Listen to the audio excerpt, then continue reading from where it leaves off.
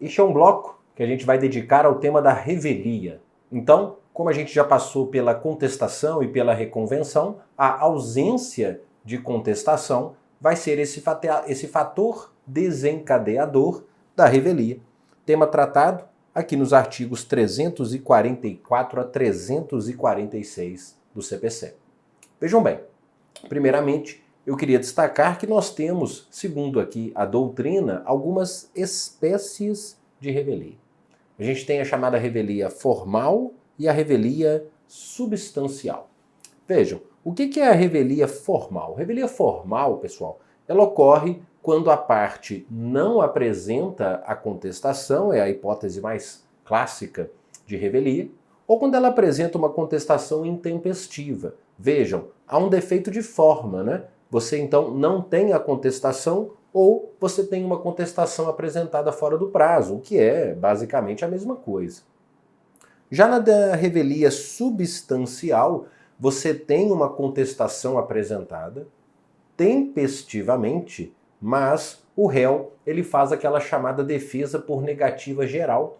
A defesa por negativa geral, sem respeitar o ônus da impugnação especificada, o que então faz com que se considere também que a revelia, nesse caso, possa ser considerada. Tá bom? Revelia formal e revelia substancial.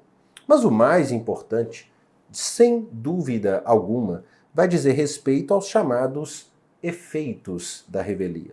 A revelia ela gera efeito material e ela também gera efeitos processuais. Vejam, o efeito material da revelia é aquele mais conhecido, previsto no artigo 344, que é a presunção da veracidade das alegações de fato do autor. Então, o que temos é que, não sendo apresentada a contestação, ou sendo ela intempestiva, ou havendo ali uma defesa por negativa geral, presumem-se verdadeiros os fatos alegados. Claro, cuidado, apenas os fatos, né? Jamais o direito alegado pelo autor. E nesse contexto também vale a pena aqui destacar um julgado do informativo 574, em que o STJ diz que, reconhecida a revelia, a presunção de veracidade quanto a eventuais danos narrados pelo autor não alcança a definição do quantum indenizatório indicado por ele. Então, os fatos narrados pelo autor numa ação de indenização, fatos relacionados à ocorrência, à extensão dos danos, esses fatos se presumem verdadeiros. Mas não há uma presunção de veracidade com relação ao valor do prejuízo que ele alega ter sofrido. Esse o entendimento aqui do STJ. Agora veja, um ponto de extrema relevância ainda sobre o efeito material da revelia está no artigo 345, quando vai nos trazer aqui 4 hipóteses em que a revelia ela não vai produzir esse efeito. Ou seja, mesmo que o réu seja revel, os fatos contra ele narrados não se presumirão verdadeiros. Veja, uma primeira hipótese é quando, havendo pluralidade de réus, algum deles contestar a ação. Então, em princípio, numa análise mais superficial, a gente vai imaginar o seguinte: pense que eu tenho uma ação de A contra B e C. O que o código está dizendo é que se B apresenta a contestação e C não contesta, C não terá prejuízos. As alegações de fato narradas contra ele não serão verdadeiras, porque ele se aproveita da defesa de B. Agora, claro que isso só acontece, pessoal, quando as defesas forem comuns a esses corréus. É porque, como destaca aqui a jurisprudência do STJ, que o simples fato de um dos litisconsortes contestar não é suficiente para afastar o efeito material da revelia. É imprescindível que esse contestante, que no nosso exemplo foi o réu B, impugne fato comum a ambos. Porque se o réu B trouxer uma defesa que é estritamente particular, isso não vai beneficiar o réu C. Faz todo sentido, não é? Muito bem. A revelia também não gera o seu efeito material quando o litígio versar sobre direitos indisponíveis. Então, Se, por exemplo, a parte propôs uma ação de interdição, ou se uma ação de revogação de alimentos ou exoneração de alimentos foi proposta, ainda que o réu seja revel, os fatos não se presumem verdadeiros. Competirá ao autor demonstrar a veracidade dos fatos, sob pena de não sair vitorioso daquela demanda. Um outro exemplo muito típico, lembrado também, de situação em que o réu está numa demanda envolvendo direitos indisponíveis e que justamente por isso a revelia não vai gerar presunção de veracidade, é quando a ré é a fazenda pública. Veja, como destaca aqui o STJ, é sua orientação pacífica de que não se aplica à fazenda o efeito material da revelia, justamente por estarmos diante de uma situação que, como regra, é a de indisponibilidade de direitos. Como regra. Por quê? Porque vale lembrar que muitas vezes a fazenda está em juízo, mas ela não está num contexto em que uma obrigação, um direito indisponível está sendo discutido. Porque às vezes a obrigação firmada entre a administração e um particular, por exemplo, é uma obrigação de direito privado. Por exemplo, a locação de um imóvel por um determinado período, por um município, essa é uma relação de direito privado. Ela não decorre de um contrato administrativo propriamente dito. E nesses casos, a jurisprudência do STJ reconhece que há sim o efeito material da revelia. Veja comigo aqui nesse julgado do informativo 508. Incidem os efeitos materiais da revelia contra o poder público quando ele, devidamente citado, deixa de contestar o pedido e estiver em litígio uma obrigação de direito privado, e não um contrato genuinamente administrativo. Então, nesse caso, não há indisponibilidade de direitos e há aplicação do efeito material da revelia. Terceira hipótese em que a revelia não gera o efeito material, não gera presunção de veracidade, quando o fato precisar de documento para ser demonstrado.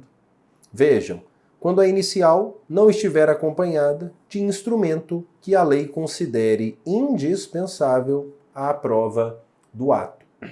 Vejam, isso vai ao encontro, inclusive, do que temos lá no capítulo da prova documental, quando o artigo 406 do Código diz que se a lei exigir um instrumento público para a prova de um ato, nenhuma outra prova pode suprir a sua falta.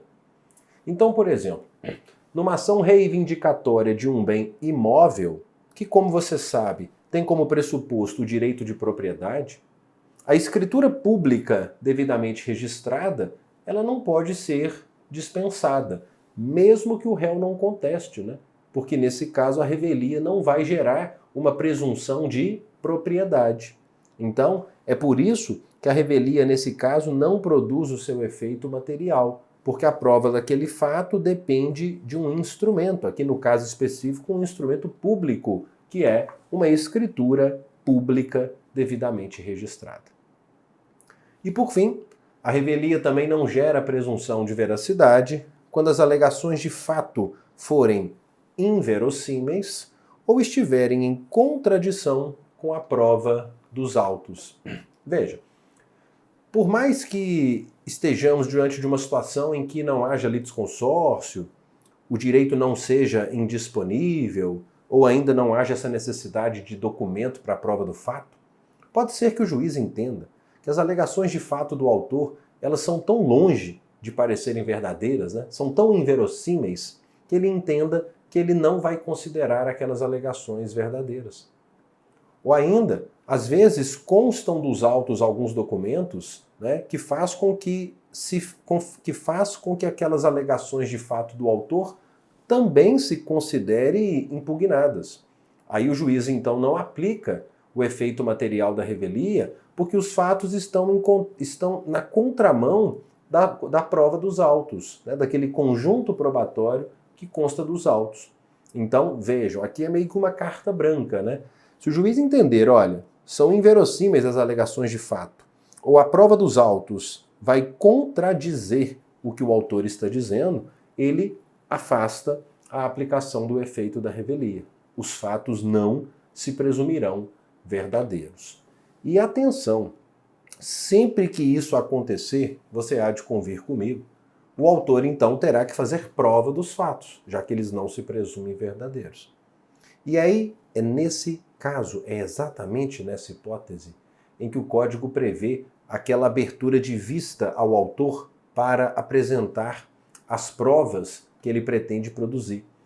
Aquele despacho de vista para a especificação de provas, que a gente vê geralmente em todo e qualquer contexto, ele, tecnicamente, está previsto aqui no CPC para essa hipótese. Veja, ele está lá no artigo 348, que está numa seção que a gente ainda vai estudar daqui a pouquinho, mas olha o título dessa seção, da não incidência dos efeitos da revelia, quando o código diz assim: se o réu não contestar a ação, o juiz, verificando a inocorrência do efeito da revelia, previsto no artigo 344, quando que não há ocorrência do efeito da revelia? Nas 4 hipóteses pelas quais acabamos de passar. O que o juiz vai fazer? Ele abre vista para que o autor especifique as provas que pretende produzir, se ainda não o fez. Então, veja, repito, tecnicamente, essa abertura de vista para a especificação de provas no processo, ela deveria acontecer apenas nessa hipótese. Quando o autor postula, o réu é revel, mas a revelia não gera o efeito material. A revelia não gera presunção de veracidade. Aí então o juiz abre vista ao autor dizendo assim: autor, os seus fatos não podem se presumir verdadeiros, porque, por exemplo, eu entendo que eles são inverossímeis. Faça o quê? Diga quais provas você pretende produzir para demonstrar sua veracidade. Caso contrário, o pedido vai ser rejeitado. Ficou claro? Então, tudo isso sobre esse efeito que para mim é o mais importante da revelia, que é o efeito material. Porque aí agora você vai comigo para o estudo dos efeitos processuais da revelia. O primeiro deles é a desnecessidade de intimação do revel sem advogado. Veja, pessoal, imagina aquela hipótese clássica de um réu revel que nunca apareceu, não constituiu advogado, ele simplesmente está sumido do mapa. Imagine, se num caso como esse, em todos os atos do processo fosse necessária uma intimação desse réu. Não precisa. Então os atos do processo vão sendo praticados nesses casos e o réu revel sem advogado não precisa ser intimado. Imagine, ia ter que mandar uma carta ou um oficial de justiça para procurar esse réu revel a cada ato processual praticado. Então há uma desnecessidade de se intimar o revel que não tem advogado constituído nos autos. Se ele tem advogado constituído, porque depois do prazo para contestar acabar, ele foi lá e constituiu um advogado, aí ele tem que ser intimado. Atenção, aí você me pergunta, Gustavo, mas é correto afirmar que o réu revel pode intervir a qualquer tempo no processo? É. O revel pode intervir a qualquer tempo recebendo o processo no estado em que se encontra. E se quando ele intervier, ele quiser, por exemplo, interpor um recurso contra uma decisão que tenha acabado de ser proferida? Como que ele vai contar o prazo para esse recurso se ele não está sendo intimado dos atos do processo? Sem problema. O artigo 346 diz que os prazos contra o revel sem advogado, eles fluirão da data de publicação do ato decisório no órgão oficial. Então vejam, o que nós temos é o seguinte, pessoal. O que nós temos é que nesses casos, o revel, quando ele intervier, ele vai procurar saber qual foi a data da publicação, por exemplo, daquela sentença no órgão oficial. Então ele vai contar o seu prazo a partir dali. Se os autos são físicos, essa publicação no órgão oficial se faz pela imprensa oficial, pelo Diário da Justiça, né? Agora, se os autos são eletrônicos, essa tal publicação no órgão oficial, eu te pergunto, será que ela se satisfaz apenas pela publicação lá na plataforma do PJE? O STJ entendeu que não. O STJ entendeu que nos processos eletrônicos também deve haver a publicação pela imprensa oficial, pelo Diário da Justiça, certos de que o revel ele não tem acesso à plataforma do PJE. Então, essa publicação do ato decisório no órgão oficial, em se tratando, repito, de processo eletrônico, ela não se satisfaz pela simples publicação na plataforma PJE. Veja, foi o que o STJ decidiu aqui nesse julgado do informativo 763. Ainda que se trate de processo eletrônico, exige-se a publicação do ato decisório na imprensa oficial. Isso para que se inicie o prazo processual contra revel sem advogado. Fechado? Tema, inclusive, dessa prova aqui do MP de Santa Catarina de 2023, em que se disse: é necessária a publicação em diário oficial das decisões proferidas em processo eletrônico cujo réu seja revel e não tenha advogado constituído. Perfeitamente. Ok? Muito bem. Então esse é o primeiro efeito processual da revelia. A desnecessidade de intimação do revel sem advogado e a consequente reflexão que a gente tem que fazer acerca de como ele conta prazos nesse processo caso ele intervenha. Lembrando que o revel pode intervir a qualquer tempo, recebendo o processo no estado em que se encontra. Mas a revelia, ela também tem um outro efeito processual, que é a possibilidade de julgamento antecipado do mérito. A gente vai falar um pouco mais sobre isso a partir do outro bloco, mas eu já te antecipo, e muitos devem estar se lembrando, que o Código prevê a possibilidade de julgamento antecipado do mérito, que é um julgamento onde eu não preciso produzir provas, né? E uma das hipóteses em que se permite esse julgamento é justamente quando o réu for revel, mas atenção, não basta o réu ser revel, é necessário que tenha ocorrido o efeito do artigo 344, ou seja, o juiz, para julgar antecipadamente o mérito quando o réu é revel, ele precisa entender que o efeito material da revelia se operou. Qual é o efeito material mesmo? É a presunção de veracidade dos fatos. Olha só como é lógico. O juiz só pode julgar antecipadamente o mérito, ou seja, aplicar esse efeito processual da revelia, se os fatos se presumem verdadeiros, ou seja, se o efeito material da revelia ocorreu. Vejam que então esse efeito processual depende do efeito material. Porque se eu estou numa situação em que o efeito material ele não se operou, porque os fatos não puderam ser presumidos como verdadeiros, o juiz não tem como julgar antecipadamente o mérito. Por quê? Porque esses fatos precisarão passar pela instrução probatória. Fechado? Esses os efeitos da revelia. E uma última questão. Uma última questão que diz respeito à possibilidade do revel que intervém no processo produzir provas. Veja, a gente começa essa reflexão voltando lá atrás, numa súmula antiga do STF, a súmula 231, quando o Supremo diz assim, que o revel no processo civil, ele pode produzir provas, desde que compareça em tempo oportuno.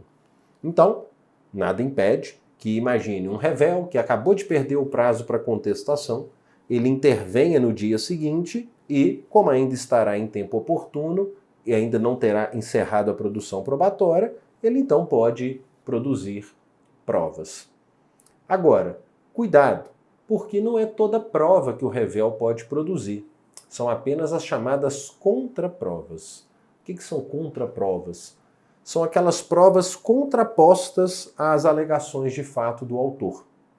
Se o autor alegou que um fato aconteceu, que o réu praticou um ilícito, ele pode produzir prova para demonstrar o contrário. Se o autor alegou que o réu não entregou um bem, ele pode produzir provas para demonstrar que entregou. São provas contrapostas às alegações do autor. Ele não pode, por exemplo, numa ação de cobrança, ele não pode, por exemplo, querer provar um fato que ele não alegou em sua defesa, como a exceção de um contrato não cumprido. Então, ele não estaria dentro desse limite que se tem entendido para a sua produção de provas. Limite esse que, de longa data, o STJ já vem estabelecendo quando, por exemplo, como aqui, ele diz que essa súmula ela não está admitindo uma produção irrestrita de provas, o que tornaria inútil a regra da revelia. Ela está apenas permitindo que o réu revel traga contraprovas aos fatos narrados pelo autor, na tentativa de afastar aquela presunção relativa de veracidade dos fatos, desde que compareça em tempo oportuno, como destacado na própria súmula. Então, o que ele pode produzir é a chamada contraprova. Então, ele está se contrapondo aos fatos constitutivos alegados pelo autor, dizendo que eles não aconteceram e requerendo a produção de prova em relação a eles. Eu até deixo aqui para facilitar a sua revisão uma passagem do professor Marinoni, onde ele explica muito didaticamente que a contraprova quando o réu contesta o fato constitutivo e requer prova em relação a ele. Se o autor produziu uma prova documental ou testemunhal, a contraprova pode demonstrar o contrário do que essas provas apresentaram. Assim, por exemplo, se o autor produziu uma prova testemunhal para demonstrar que o réu atravessou o sinal vermelho, o que o réu pode produzir de prova? Uma contraprova para dizer o contrário, para dizer que atravessou no sinal verde. E absorvendo toda essa ideia, vejam, o artigo 349 do CPC diz que, percebam, uma acumulação aqui, uma junção, é uma fusão da súmula 231 com esse entendimento do Supremo. Eu vou destacar em duas partes, em duas cores, esse artigo. Primeiro de amarelo é a súmula 231 do Supremo. Olha só, ao réu revel será lícita a produção de provas, desde que se faça representar em tempo oportuno. Isso é o que a súmula 231 já dizia. Agora, o CPC diz assim, ele pode produzir provas contrapostas às alegações do autor. Esse é o complemento que o STJ já vinha trazendo já há algum tempo, as chamadas provas contrapostas ou as contraprovas, como a gente destacou aqui nos slides anteriores. Então, o artigo 349 ele acaba fundindo essas ideias que vinham se construindo aí ao longo dos últimos anos. E para fechar o tema da revelia, vamos analisar aqui uma questão de procuradoria de 2022, só para a gente decantar aqui o conteúdo dessa nossa matéria. Em uma demanda cível de procedimento comum, o demandado José da Silva deixa de oferecer contestação no prazo legal. Nessa hipótese, letra A. O réu será considerado revel. Até aqui tudo bem, Mas terá direito de continuar a ser intimado? Não, Porque revel sem advogado não é intimado. B. Serão presumidos verdadeiros os fatos, mesmo que o litígio verse sobre direitos indisponíveis, a indisponibilidade do direito afasta o efeito material da revelia. C. As alegações de fato e de direito formuladas pelo autor serão acolhidas? As alegações de direito, não. A revelia gera presunção de fato. D. Somente será reconhecida a revelia se houver pedido nesse sentido. Não, a revelia ela é declarada independentemente de pedido. Só pode ser a letra E, José da Silva, mesmo sendo considerado revel, poderá intervir no processo em qualquer fase. Correto, recebendo o processo no estado em que ele se encontra. Com o que a gente então fecha as nossas reflexões aqui sobre a revelia no processo civil. Até já.